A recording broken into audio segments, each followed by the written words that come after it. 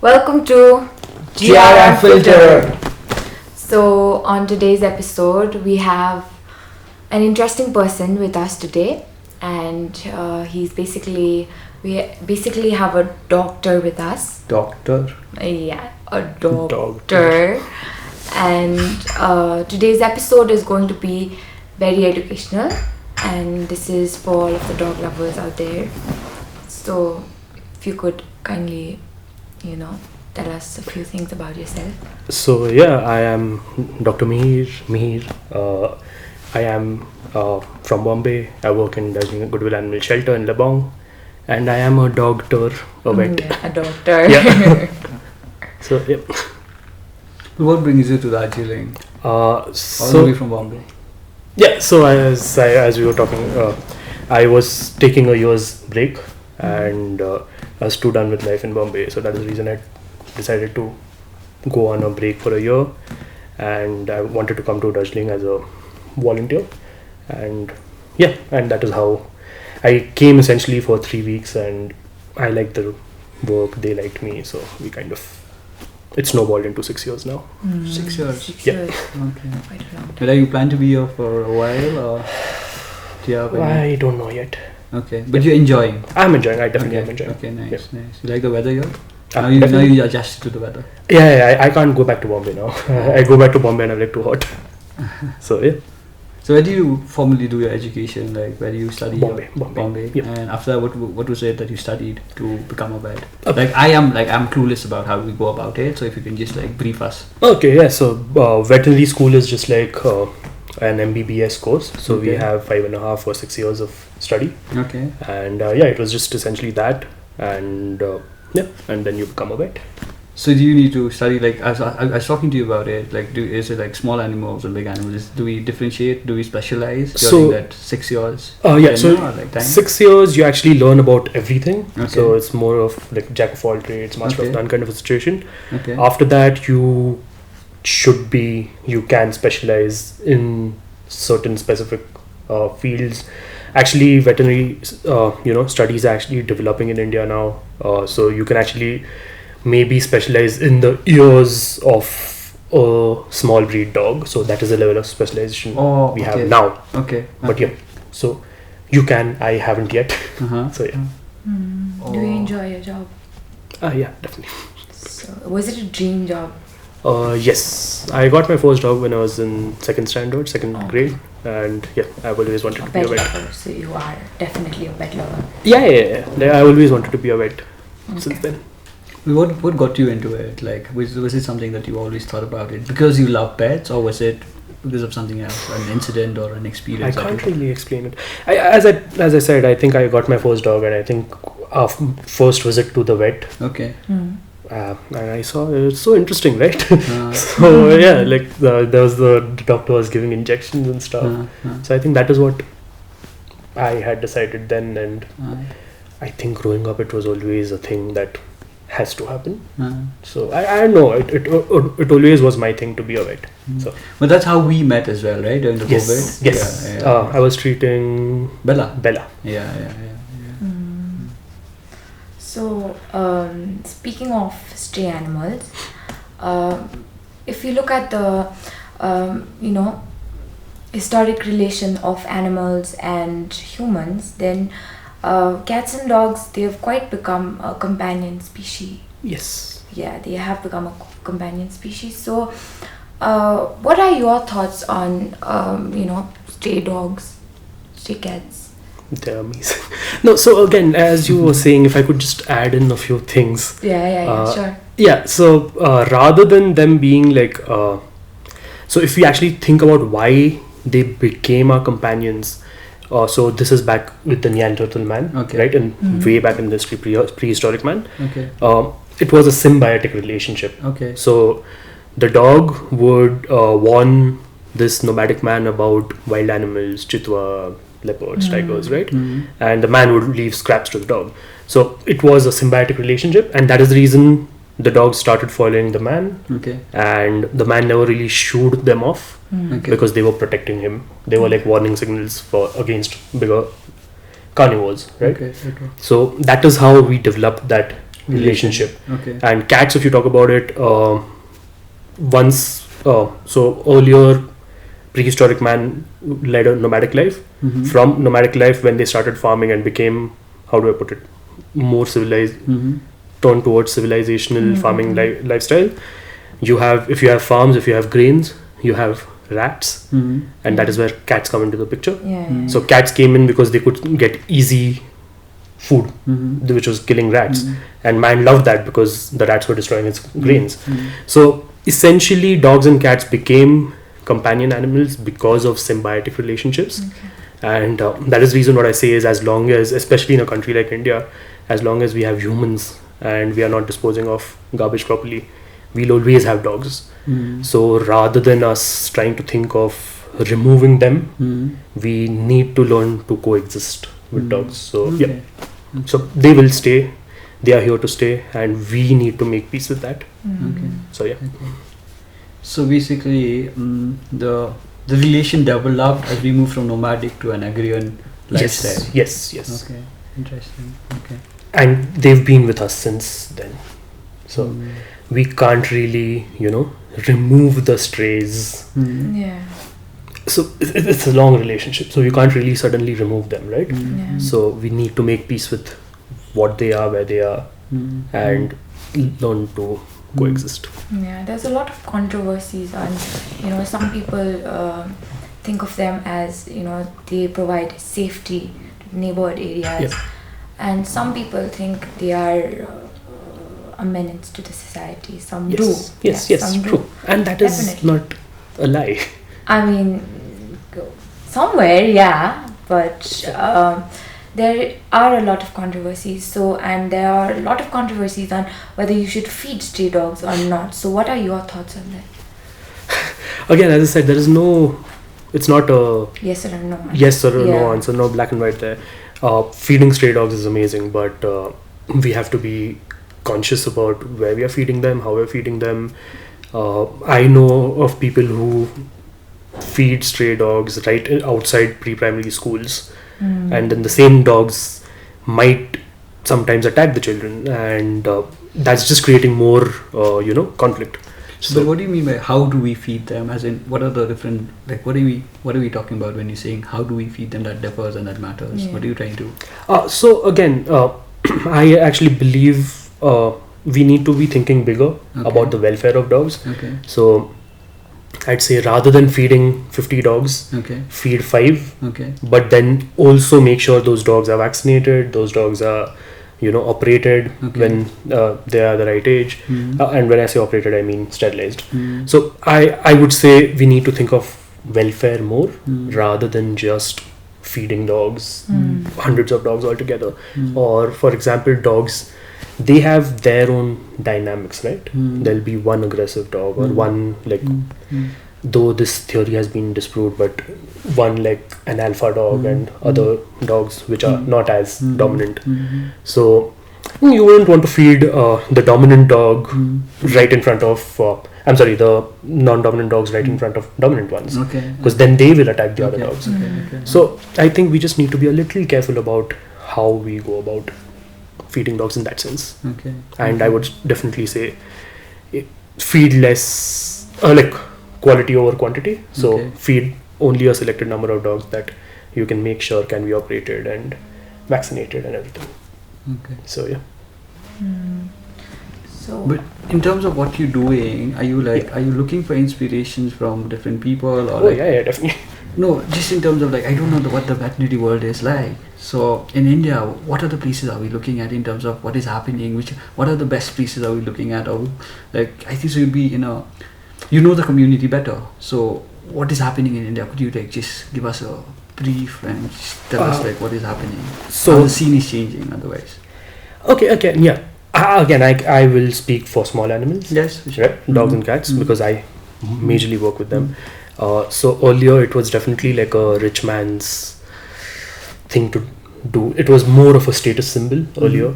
Now that is somewhere changing and people are adopting stray dogs or indie dogs as we call them, and it's gaining more acceptance. I know people who have decided not to have kids because they have dogs, and there's a That's nice. there's a word for that. What is the word? So there's this thing called DINK, DINK. DINK. Yeah, double Okay. income, no kids. Okay. Sorry. Double income, no kids. Oh, okay. Right? Okay. And there's DINK, WD. Okay. Double income, no kids with dogs. Oh. So there's like a Okay. That's a terminology. there's a terminology. Okay, Yeah. nice. Like they'll be like, are you a DINK? Like, Oh, are you like, is a couple a DINK because there's double income Okay. and they don't want any kids. I'm a ding now. Yeah. I'm gonna be a ding for sure. We're going to be dinks as well, all of us. At least try. If not Yeah. anything. Okay. So yeah. Okay. So dogs, basically they think that stray dogs are kind of aggressive. Yeah, some people do think that stray dogs are aggressive. Do you think neutering would be a solution for them? Yeah, definitely. See, again, and we need to think of that when we say dogs are aggressive, the aggression is coming from somewhere, right? They are not born aggressive inherently. Yeah. Because if you have a dog in your house or you have Bella, she was never inherently, she still isn't aggressive. And then what is making the stray dogs aggressive is the real question here, right? And the other thing is also we don't really understand our relationship very well. And when we consider stray dogs a nuisance to start with. So I don't know if you guys know this, but earlier, even in Darjeeling, we used to kill dogs. Do you know that? Like that was the only Okay, that was the only. population control method. Okay. Right? Okay. So right before the tourist season, all stray dogs would be given poison, and it was a terrible death for the dog. And Is that what the authority was doing? yes, again, I won't really blame the authority, but Yeah. because at that point, all across India, that was the norm. Okay. The only okay. way to control dogs. So that is what I was asking, by like say what is changing now, like from what is used to happen. These are the changes that you look Yes, at, yes, right? definitely, Right? definitely. Okay. We are definitely, as a society, growing a lot, thinking about stray animals. We have very strict laws now about cruelty towards animals, and so yeah, things are changing. Though it's a very slow process, Okay. but they are changing. So the new policies are on your favor, like in your I would say in the favor of animals. animals. Okay. Yeah, in the favor of animals, we still need to spend some time in making sure that these policies are implemented and regularly, changed. As so, even today, so there's this act called PCA, Prevention of Cruelty. And is it fine if I go in that? Yes. Like please. we digress from yes, the please. Yeah, Yes, yeah. please. So, prevention of cruelty towards animals. This act, even today, the fine is 50 rupees. Okay. Right? Okay. So- that's about it. Yeah, that's it. So you could kill a dog, or maybe abuse a dog, Okay. and you have to pay 50 rupees, and you're done. That's Okay. bad. Yeah, and even today, so there's actually right now there's a petition, and maybe you guys could also sign in the petition, because we are trying to change that. The fines need to be increased, because when the fine is so low, there is no. I could do anything I want with an animal and just pay 50 rupees and get done with it. So yeah, like those things Need to change. need to be changed, and I think it's us, the community, who needs to come together and demand that change. So yeah. But what about the community in Darjeeling? Like since you in Bombay and now Yeah. you're in here, Yeah. is there a difference in the community, the outlook, the way we look at things? Definitely. Is it better here? Much Is it- better. are you serious? It's Yeah, better yeah, here. definitely much better. I've Okay. seen Okay. terrible things, Okay. and Darjeeling is a really happy place, even for dogs, I would say. Yeah. So what I've seen is a growth in a lot of these like expensive breeds here. Like this is, I think, so more of a trend that's been like. Maybe I was too small and never noticed. That could be one of the reasons. But otherwise, I've been seeing a lot of expensive dogs around in Darjeeling now, especially now. But I think And that is also. I'm sorry. Status symbol is got to be. Yeah, it most definitely is the status symbol, and I also think people are earning more now. And yeah, and some of these breeds just don't make sense. So, for example, Pug. Okay. Do you know Pug, the Yeah. Vodafone dog, Hutch dog, right? That breed is not supposed to exist. Okay. because they were inbred so much. Genetically, they've been. Yeah, Okay. the genetically. Yeah. Yes, because they've been inbred constantly for years now. Okay. And So basically, you're trying to get a model. So more of that. Is it? That's yes. How okay. So what happens is when you inbreed an animal, so the problematic genes start displaying more. Okay. We don't need to go into the science of that, but for example, all pugs will have respiration problems. Okay. If you see, a dog has to have a snout, right? Okay. But pugs don't. They're like somebody hit them on a wall. Uh-huh. So they don't have a snout, so they can't breathe very well, especially in a place like Darjeeling, which High dogs- altitude. yeah, the oxygen is anyway thinner here. Yeah. So pugs find it more difficult to breathe. They will have other issues. They'll have issues with eyes. But like what I've seen now is, I think so there's, at least in Darjeeling, there are lesser pugs. At least like from what I've seen, we used to have a lot of them at some point. Yeah, they've definitely gone down. Yeah. But those are what I trends. feel really sad about is like I've seen huskies in Delhi, and that's Yeah. something that I Yes, can't, like, I really feel terrible understand. about that. Yeah. So husky again, the huskies. The word is Siberian husky, and Siberia is this cold place in Russia where there's snow every year. I'm sorry, throughout the year, right? So that animal staying in Delhi, it's just terrible for that animal, and especially so Siberian huskies in Siberia are used as sledge dogs, yes. right? So those they need a lot of Running exercise, running around. Yeah. Large space, and when you don't provide them with large space, they will become fidgety. They'll bite things. Because all of that pent up energy has to be used somewhere, right? So then they become aggressive, and that is where so many of your aggression issues that you were talking about come from. And we don't really. So what I'm trying to say is, we are adopting dogs, but we are not thinking of dogs as our children, right? If it was my child, I would be worried about how is the behavior of my child. Why is my child aggressive or a little too shy? And we need to train our dogs. There is this thing called dog school, and you can actually take your dog to the dog school and train them. So those things, again, I understand it's a process, but that thing is what needs to happen now, where we train our dogs. But by training, what do you mean by training? Are we training them to be in a specific condition, or what is that training that we're talking about? Are we talking about just like poop training, or what training are we talking about? Poop training, yes. I feel that's important. Apart from that, I wouldn't want to train my dog. I would want, like, at least for me, that's my personal take on it. I was actually exactly in your camp, and my dog was never trained. Okay, yeah, except I wouldn't poop want training. to. I wouldn't want to. Yeah. But because it's not a like I wouldn't. It's not a circus animal for me. It's true. Yeah, the way I see it. Yeah. Poop training is necessary because like okay, basic things. But apart from that, I wouldn't want it to be like sit down, roll. No. No. Yeah. And I was exactly in your camp where we never trained our dog. And but what I am realizing now and what I'm talking about is this training is understanding the dog's behavior. So certain dogs tend to be a little aggressive. Certain dogs are a little shy. They don't mix well in crowds, right? So if you had dogs in your houses, some dogs just get very scared when there are guests around. And when you're living your entire life with a dog, you don't want your dog to be tied inside in a different bedroom. Neither do you want to lead a life without any guests in your house ever, because we do live in a society, right?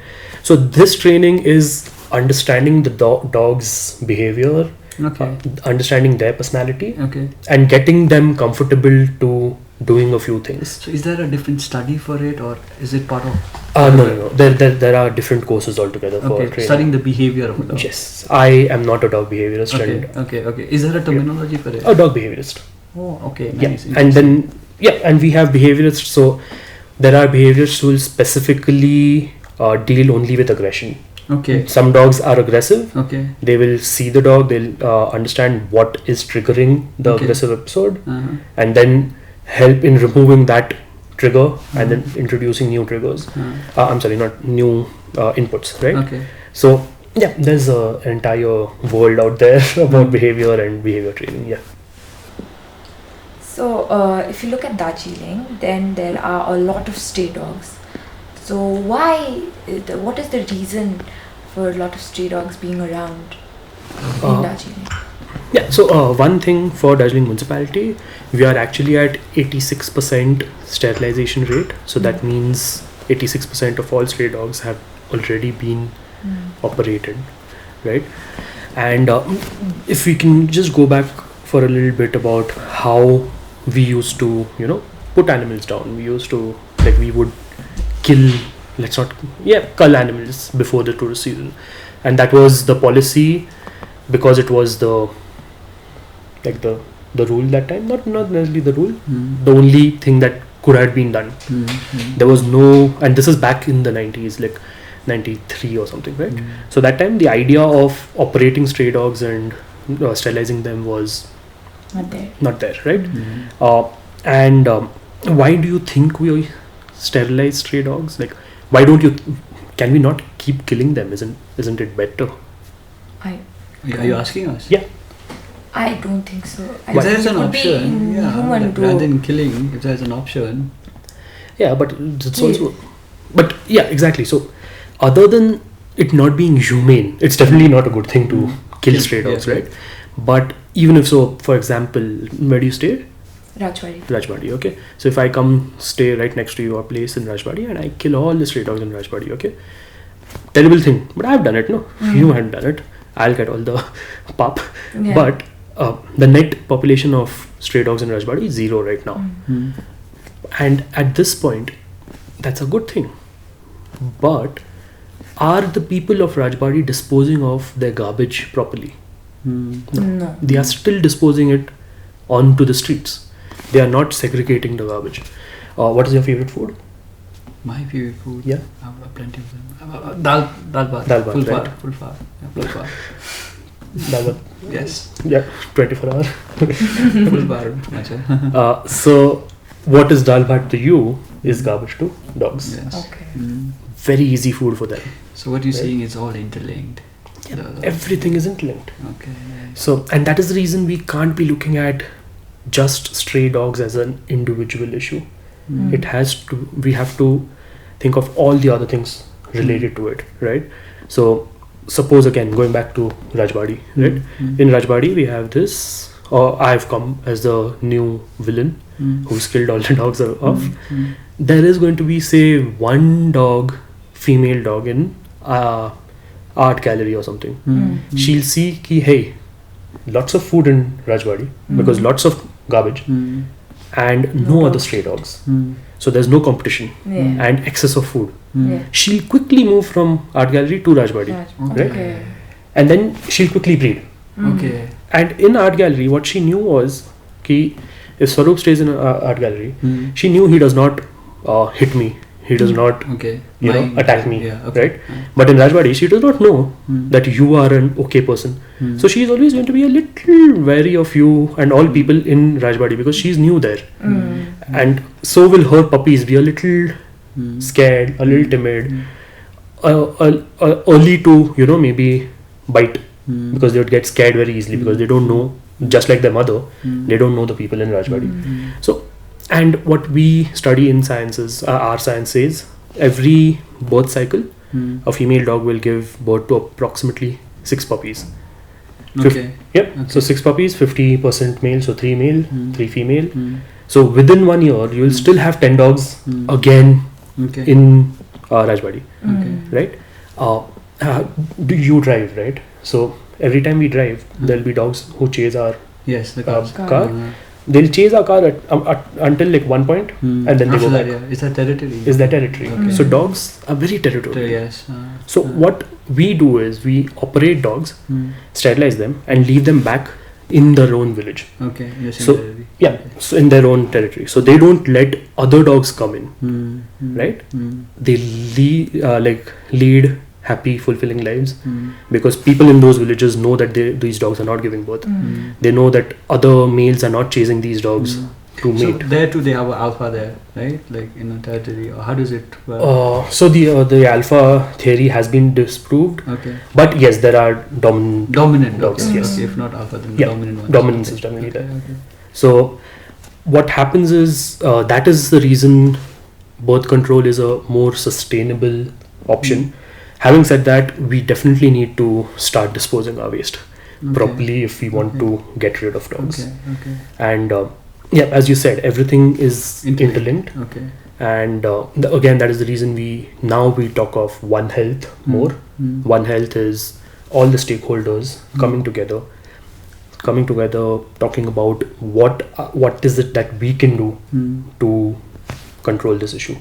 So at this point in Darjeeling, we are actually trying to bring all the stakeholders together. So that would include people working in the tourism industry, service industry. We'll have people who are working in public health, people working in human health because there are dog bites happening, veterinarians, government, structure, municipality. Everybody needs to come together and sit and just talk about how we can deal with Is this. it happening? Have you pitched in, or what are you saying? It is actually happening in Darjeeling. Okay. Darjeeling municipality very generously at this point supports our rabies program. Oh, that's great. That's great. I don't know, have you guys ever seen dogs with pink tikas on their foreheads? Yes. So that is us vaccinating dogs. So once every year, our team goes and vaccinates all stray dogs in Darjeeling. And there are around 2,500 or so dogs, right? So we'll vaccinate them all. What that pink tika also does is, so suppose you are not there when we vaccinated, but when you come back, you'll ask, you will wonder why do all dogs have tikas, right? And then somebody will tell you, hey, like somebody came and they vaccinated a dog. Once that happens, you will also feel a certain sense of security in your village, in your community. When you see that 10 dogs in my village, all of them have tika, that means they are vaccinated. So if they bite me, it's not a very big thing. It's not a big scare, right? So that is actually happening in Darjeeling, and we are actually working in collaboration with the municipality. We are also collaborating with GTA for a larger area. We might be collaborating with Mirik. We already are working in Kalimpong. So, but it's great that they're supportive. Yes. At least like just the fact that they're talking about it, I think so that's a great start, right? True. And is that a change that you've seen? What are the kind of changes that you've seen, like in terms of the support since you are here for the last 6 years? Do you think so the scene is changing in terms of support, in terms of the awareness from just the general public as well? Do you think so there are changes? Definitely. Nice. And I also do think we tend to discount our municipality or our government structure a little too much for not being for not participating well, because see, we have elected people in, right? So if we push, they are bound to do it, right? Maybe they were never approached. Maybe they were never approached, and we can't expect them to know everything. Yes, true that. They have a lot in the black. They have a lot. Yes, true. Like for example, we always complain about why is there a need to have a shelter when government veterinary department is there, but government veterinary department is so overburdened with their own work. They are working with livestock, which is actually the source of income for so many people in the basti, right? So they are anyway overburdened. So rather than us, constantly bickering between ourselves, municipality is not doing anything, this is not doing anything, I think just having a conversation also helps so much. So once we start having a conversation, when we open a conversation with the municipality is like, hey, like what can we do to come up with a solution? So the municipality was like, hey, we can provide the vaccines. We said we'll do this. The government veterinary department is helping us with other logistical, things that other logistical supply chain and everything. So I think it's just coming together, opening a discussion.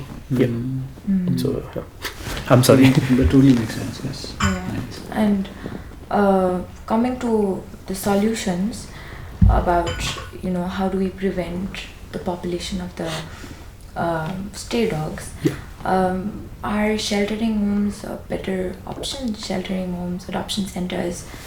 That is actually a very thick debate that is happening between many animal welfare communities. Yeah, because some people believe that dogs are very, as you mentioned before, dogs are very territorial. So as a result of which, that would not be a great idea.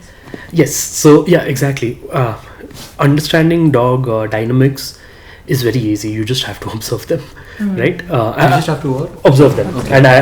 And when I say it's very easy, I'm not really okay. It's not very easy, but it's not rocket science. Okay. We need to understand where they come from, what is their dynamic like, and if we just think about so many people do believe, and that was a question earlier, in Europe there are no stray dogs because all stray dogs are put into a pound, right? Okay. We can put them into a pound, but what happens is in a pound there'll be maybe 100 dogs. Now 100 dogs need to eat. They need to walk. So just eating like food is going to be such a big expense. So who will pay money for that? Will the citizens pay the money? Will the government bring in the money? If they are getting the money from where, right? At the same time, suppose if we just talk about Darjeeling, right? So 2,500 dogs. Where is that? Is that the accounted number? Yes, 2,500. 500. We do population counts once every year. Okay. In the month of February. Okay. So, and by Darjeeling, are we talking about the outskirts? I'm talking about Darjeeling municipality. Okay. So stray dogs would be around 1,300, and the others are semi-owned dogs. So for example, I have a dog. It stays inside my house for 6 hours a day, but in the evenings I just let it out. Okay. So all of that account altogether totals to around 2,100 to 2,200 to 500. Okay, nice. So yeah, but stray dogs would be around 1,200. So yeah, as I was saying, this if we are to remove all these 2,000 dogs, is there space in Darjeeling to keep them, accommodate them? And you can't just build like a 4x4 cage for them. Yeah, because then you're not giving them their space. So, and then is it a good thing? So what happens is when we think of animal welfare, so what you said is it is a demand from many animal activists, right? Because they see the dogs are suffering in the streets. But what we also need to understand is if we pick up the same dog and put it into a shelter, a small closed space, the dogs actually risk getting in more infections. Maybe they won't get enough space to walk. They will be bored. They will not have an emotional balance because for the dog, the road is their house, right? So those are the things. So when we talk about animal welfare, we say there are 5 freedoms. Some are very simple. So one is freedom from freedom from hunger, right? Freedom from thirst, very easy to understand. Freedom from other diseases, right? So that is one freedom that all animals have. One freedom that we should always make sure is animal gets a shelter, and shelter that is suitable for an animal. You can't get, and this is actually, I think at this point we are broadening it to all animals. So I'm not sure if you've ever come across this, but there is a major fight about elephants kept in temples in South India, right? Yes. What happens is those elephants are nicely fed, but then they are also chained to small huts their entire lives. So the shelter has to be, the house of the animal has to be, how do I put it? Big enough, suitable for the animal rather, right? A large dog needs a large shelter, but a really small dog cannot be kept in a big empty room. It has to be appropriate, right? Then the fourth thing is freedom from fear and distress. So when we have 2,000 dogs in a small space, there is no freedom from fear because there will be dominant, non-dominant dogs together, always fighting, right? And then there is freedom to express their normal behavior. So what is a dog's normal behavior? What do you think? No, it can be very stupid. I'll say that I think it differs as per the breed. Yes. Yeah, or they're just mental. Yeah. So I will say simply like the hunted dog to like. German Shepherds are supposed to be more of like security. Yes. Yeah. So that's just the basic understanding that I have. But I think it differs. That's how it differs. Right? So I was actually looking at a very stupid answer. Something like a dog's behavior can be chasing a cat. Okay. Right. A dog's behavior could be, going to the garbage bin and scavenging for food. So, but will it be possible for that dog to express all of those traits in a small enclosed space? Definitely not. So that is the reason we kind of, at least I and many animal activists and animal welfare workers tend to say dogs were born on the streets, they should stay on the streets. Not in a bad way, they should lead happy lives on the streets. If need be, we need to get them adopted. But not every dog needs to be adopted, because some dogs do not gel really good in a family setting. Some dogs like to be on the streets because they've been brought up on the streets. So yeah, I'm sorry, I've not really answered your question, but it's a question you can't answer. I would say keeping animals where they are and making sure they lead happy lives. I think it's very subjective, and like you said, it's a very thick debate. So it totally depends on what we how you approach it, and the place also differs. Right? It differs on the breeds that we're talking about. I would still say animals need to be on the not on the streets, but animals need to be happy and be they should be receiving the 5 freedoms wherever that could be. Okay. You make a shelter, big like 5-acre shelter where all dogs can stay happily. That's fine. But that was very informative. And Mihir, Doctor, could you please tell us more about your workplace and what is it like, your everyday routine? How do you go about it? So essentially we are a birth control thing. We do sterilization surgeries. We also do vaccinations. So these are our biggest projects. We want to eliminate rabies in Darjeeling. At this point, there's only 2 states. One is Goa, that is rabies free in the country. Sikkim is also on the verge of being rabies free, which is an amazing thing. And if we are able to do it in the next 3 years, Darjeeling will be the first municipality in West Bengal to be rabies free. Oh, that's great. Yeah, and that would be one of a huge achievement, I would say. So and that is where I was talking about vaccinations. We also have an IBCM project, which is integrated bite case management. I was talking about One Health, right? So we've actually brought all the stakeholders related to rabies, and we are trying to provide vaccines to villages and people in bastis, right? So IBCM is another. I would say it's actually a project that was born during the lockdown. So it's almost like something that I came up with, and I'm very proud of that project. Right? Okay. So IBCM, birth control, rabies, and then obviously we also do a lot of rescuing animals. Okay. So if an animal has been hit by a car or is sick, you guys could always call us up and we'll pick the dog up, treat it, release them back. And the other thing that we do is we do some adoptions, making sure animals match animals' personality with the personality of a potential adopter, and find homes and happiness for both animal and the person. So yeah, that is pretty much our work. Yeah. So in terms of area, we covering entire Darjeeling, right? Just the municipality area, or are we talking about the outskirts as well, at least for you? Yes. So we have vaccination projects are going to be happening in Darjeeling and Mirik. IBCM is happening in Kerchung, Mirik, Darjeeling, and Kalimpong soon. Because Kalimpong already has a shelter. Yeah. And the other thing that we are doing, the rescues and vaccination. Rescues are more or less restricted to Darjeeling and tea gardens around the outskirts. Birth control, we are soon planning on extending it right up till Rimbic. So that will be different parts. Yeah. Because it's so nice to have you in Darjeeling, As a Darjeeling dog, I think so. We're blessed to have you all the way from Bombay. That I'm not too sure of, but I'm very happy being in Darjeeling. Yeah, so I'm pretty sure people who realizes it, right? Who knows it. Like, it's not like they're not gonna come to you and like thank you every day. No, but because I've met these people and we've spoken about Mihir, Doctor Doctor. Mihir. Yeah, No, but so, yeah. I'm very happy, but I would also say like animal welfare is a very community based issue, right?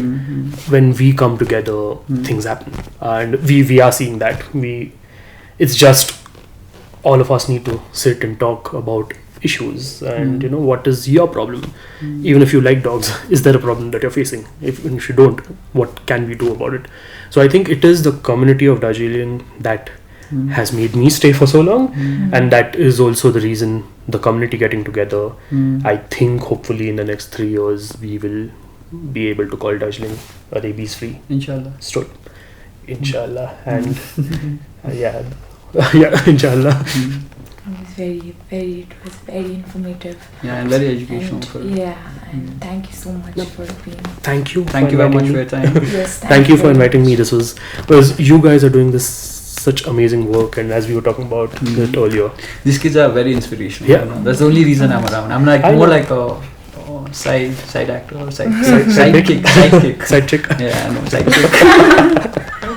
But Yeah, more of that. yeah, and exactly what we were talking about. You guys are bringing people who are working together, who are working in Darjeeling, and we just had that conversation that we spoke about this person, and then I would be very interested in working with them, and I would not have known about them if you guys were not here. So yeah. So I think so. The idea is to just make people aware in terms of different career choices that you can have, and give them a little information about different things that's happening. Yeah. So that is the idea. And we are having some amazing, such interesting work within Darjeeling. We Yeah. don't really have to Yeah. go outside. Cool. But it was really nice having you on. Yeah. Likewise, it was fun interacting with you guys. Thank you so Productive much. Sunday finally. Yes. Productive Sunday. 2 coffees down. So how we normally end it is we say like Feri Betaula. That's like Okay. we're gonna meet again. Yeah. So look at the camera and say Feri Betaula. 1, 2, 3. Feri Betaula. Thank you. Thank you.